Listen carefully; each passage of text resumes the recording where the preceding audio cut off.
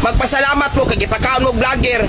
Mayon ganitang mapakaon naman ta lubos-luboson ka ng mga apritada, adobo, di kay pakanon mi og sardinas. Sardinas ipakaon ninyo namo taga Bugo.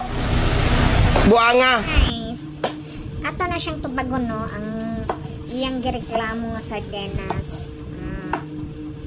Ganang magreklamo man ta. Di ba ta pwede magpasalamat na lang ang gitagaan ta og sardinas kaysa wala?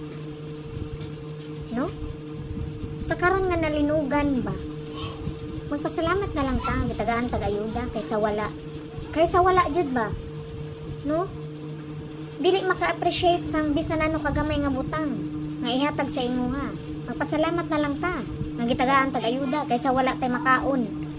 Sa ingani nga sitwasyon, mamili pa tag pagkaon. No? Grabe hapon no?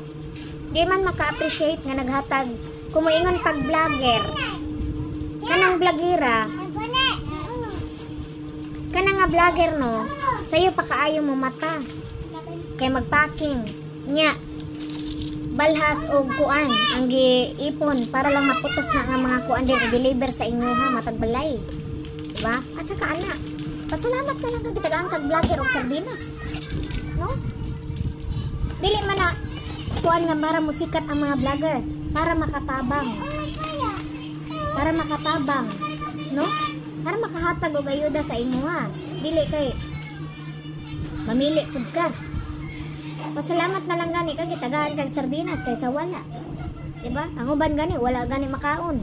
Walay mainom. Oh, pasalamat kag gitagaan ka. Kinsa may di masuko ana? No. Bunalan de sardinas. Maray mo. Lagot ko ba? Lagot lang tao. Magigil. Magigil mo. Ang bot na lang. Basta, mara na. Lagot mo ang tanaw ni mo. Lagot ko. Ang bot.